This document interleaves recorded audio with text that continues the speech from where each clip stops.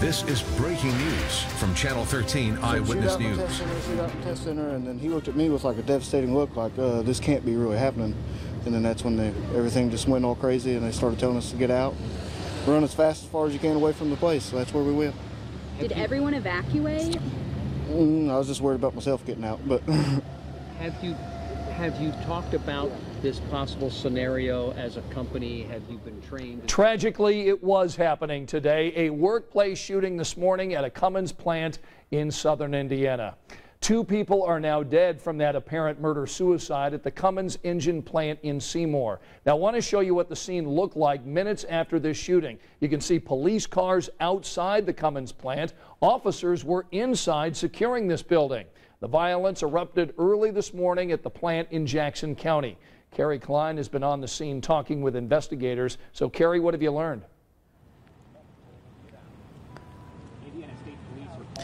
Good afternoon, Scott. Obviously, as you just showed there, it was a very chaotic scene when all of this unfolded shortly before 9 o'clock this morning. I'm going to step out of the way so you can see how things are looking now. A much calmer scene, but still a lot of law enforcement on the scene here. Now, here's what police tell us. Around 8:45, the Seymour Police Department received multiple 911 calls about shots fired here at the Seymour Cummins engine plant. When they arrived, there were witnesses on the scene that told them they heard 2 to 4 shots fired from the second floor of this technology center that you see here right next door to the engine plant. When police arrived into that room, that's where they found 2 men dead, both of gunshots. Now, state police tell us that this was an apparent murder-suicide between an employee and a supervisor or a boss. About 30 minutes ago, Seymour police held a news conference. They gave us the what, the where, and the when, and here's what else they had to say. Right now, everything is the best that it can be. You know, we express a lot of sympathies for the victims of the families of the victims, and I think that's going to be it for now until we get the identities released at a later time. Yeah, and police are still working to notify next of kin, and until they do that, they will not release the names of those 2 men who died in the shooting. They also will not release, obviously, their job titles or the specific relationship or connection between those 2 men until that identification is made and until it's released. Now, after this happened, the building went on lockdown. SWAT teams from multiple agencies went inside the building to sweep it to make sure there was no other danger. Employees, again, were evacuated. A lot of people work at this plant. It is a major employer here in Seymour, and a lot of people were around when this happened, and here's what some had to tell us about what they saw and heard.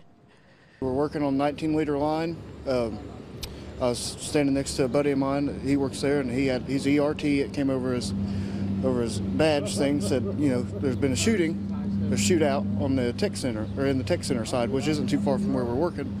And he kind of looked at me with a devastated face. And about that time, that's when everything happened. They told us to start evacuating, and I just got out as fast as I could. It was a very tragic moment. I didn't know if it was like a terrorist attack or anything like that.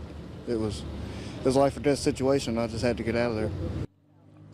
Yeah, a very scary scene for all those involved and around this morning. Now, just to help you understand a little bit about what the tech center is and how it fits in relation to the engine plant, it is a new $7 million expansion that opened just late last year. It is right next door to the engine plant. It is all a part of the Cummins Seymour engine facility here in Seymour. Now, we were notified just about 15 minutes ago. Cummins has given the all clear on the building. We saw SWAT team members, about a dozen SWAT team members, come out of the building and start to leave the scene. Employees are able to re-enter the building and try to resume normal work day operations. One other thing we saw just moments ago, police hauling out a burgundy Honda Accord on the back of a flatbed tow truck. So maybe that's somehow playing a role in this case as well. More information certainly to be released as the day goes on, and we'll have many more details coming up at 12:30 here on Eyewitness News from reporter Rich Van Wyk. suspect. That's the latest for now. So back to you, Scott.